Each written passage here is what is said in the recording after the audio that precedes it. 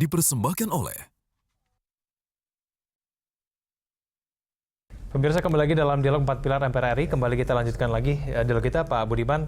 Kalau kita berbicara mengenai tatanan masyarakat yang berada di bawah, biasanya mereka lebih mementingkan mengenai urusan perut dibandingkan urusan yang lain-lain, begitu. Ini kemudian bisa saja menyuburkan praktek money politik. Ini hal yang sebetulnya sangat kita nistakan, begitu ya. Tapi kemudian ini selalu terjadi. Ini kan kemudian jadi nggak golput, tapi kemudian akhirnya pilihannya nggak pure gitu. Ini bagaimana? Ya, pembukaan Undang-Undang Dasar 45 kita kan jelas mengamalkan bahwa tujuan kita merdeka bukan sekedar membuat rakyat kenyang, tapi membuat rakyat cerdas, memajukan kesejahteraan umum dan mencerdaskan kehidupan bangsa. Artinya seluruh praktek demokrasi di dalam Indonesia merdeka harus pertama-tama adalah dia ada proses mencerdaskan bangsa dalam rangka memajukan kesejahteraan umum. Bukan memajukan kesejahteraan individu-individu pemilih tertentu yang mendukung saya dan kemudian setelah itu mencerdaskan kehidupan bangsa, enggak. Nah, bagi saya praktek money politics itu memang sangat menggoda bagi si calon maupun menggoda bagi si pemilih. Pertama apa? Ya, daripada aku meyakinkan orang untuk memilih diriku untuk sesuatu yang aku nggak paham, ya kita kasih uang saja, gitu kan. Dan memang ada kecenderungan seperti itu. Saya lihat praktek-praktek ketika si calon memang tidak paham dia mau jadi DPR mau buat apa sih, dia mau buat undang-undang apa sih di DPR sih. Kemudian satu cara untuk mengikat ya dengan cara seperti itu. Untuk meminimalisir money politics, masyarakat harus disejahterakan kan. Mereka tidak lagi menganggap uang 20.000, 30.000 itu menjadi sesuatu yang penting kan, untuk disejahterakan. Karena itu salah satu cara. Misalnya saat undang-undang desa. Undang-undang desa kan upayanya ke depan ingin menciptakan kelas menengah di desa. Bukan sekedar orang yang nggak miskin, tapi kelas menengah di desa. Dengan kesejahteraan mereka, dengan kemampuan mereka mengakses ilmu pengetahuan, dengan uang mereka yang datang tiap tahun, insya Allah 1 miliar ini, diharapkan akan menimbulkan kelas lapisan kelas menengah yang kritis di desa suatu saat 5-10 tahun lagi. Nah, diharapkan lapisan itu yang akan meminimalisir money politics, terutama di wilayah perdesaan. Oke, baik.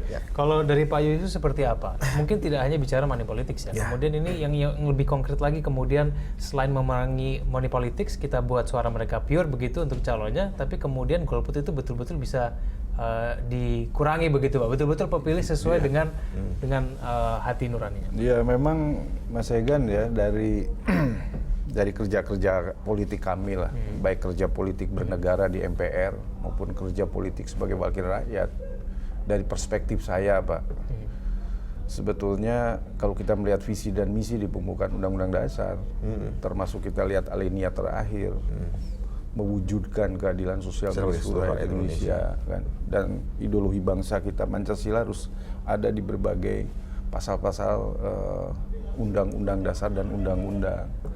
Dalam mencerdaskan bangsa ini, kalau saya melihat memang ini fakta Pak, kita membutuhkan waktu dalam sebuah pemahaman dan kesadaran. Karena bagaimanapun kalau pemilihan presiden itu kesepakatan dasar bangsa pada periode perubahan tahun 99, 2000, 2001, 2002.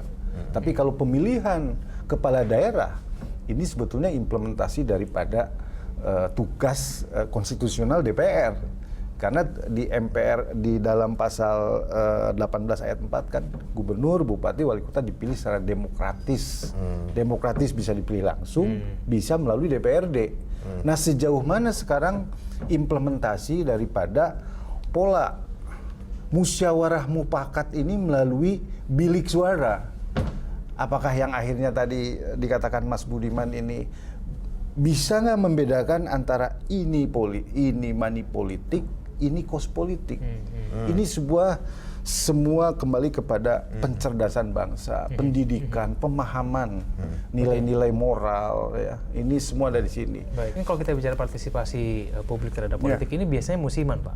Menjelang pemilu mereka rajin mungkin memilih, tapi kemudian setelah itu udah mereka tidak mampu untuk tertarik untuk mengikuti proses politik dan bahkan untuk mengkontrol yang dia pimpin. Betul. Nah, ini kan juga persoalan lain sebetulnya. Pak Budiman, Pak Yesus, saya bangun.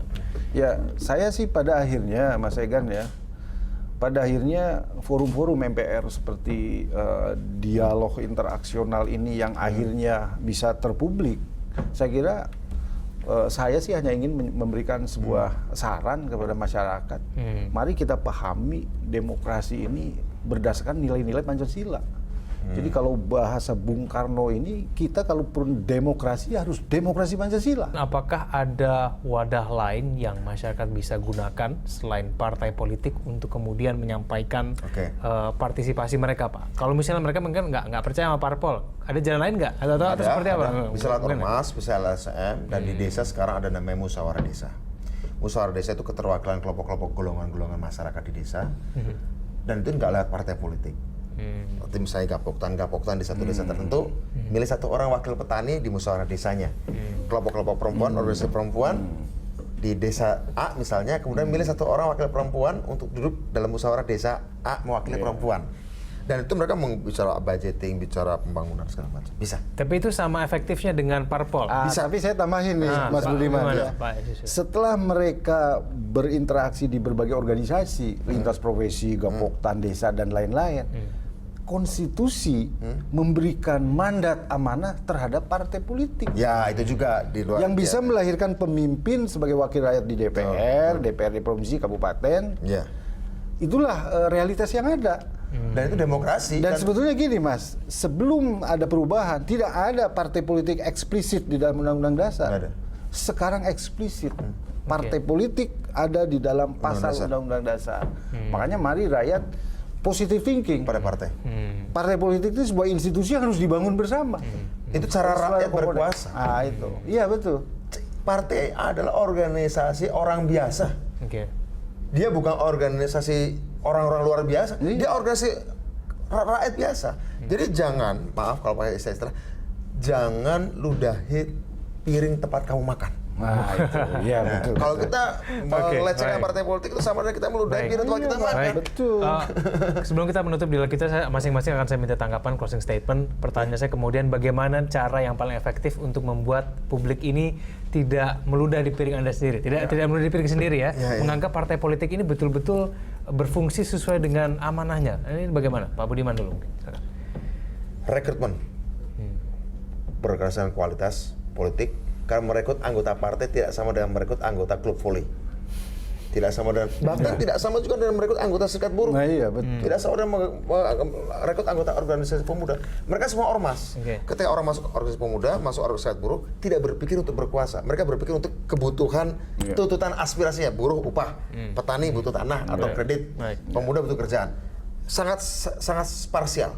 Tapi partai politik tidak. Ketika kamu masuk partai politik, kamu harus menempatkan dirimu, aku suatu akan memimpin negeri ini. Memimpin Indonesia, memimpin provinsi, memimpin kabupaten kota. Jadi lebih komprehensif. Baik. Jadi harus meningkatkan pengetahuan terus-menerus. Pak. Mas Egan, saya meyakini ya Pak, di Indonesia sekarang seluruh partai politik yang ada sedang bekerja keras di dalam konsolidasi organisasi, termasuk rekrutmen, persiapan dan lain-lain. Ini sebuah kerja fakta daripada partai politik.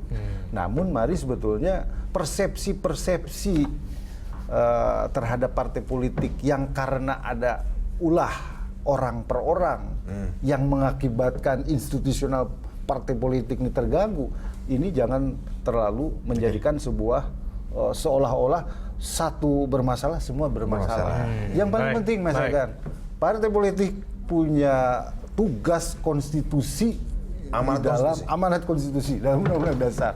Ini yang harus disebutkan. Baik, Pak Yusus dan juga Pak Budiman, terima kasih telah hadir bersama kami. Dan pemirsa, sampai di sini kebersamaan kita dalam dialog 4 Pilar MPR RI. Saya Kevin Egan, mewakili kerabat kerja yang bertugas undur diri. Terima kasih atas perhatian Anda. Sampai jumpa.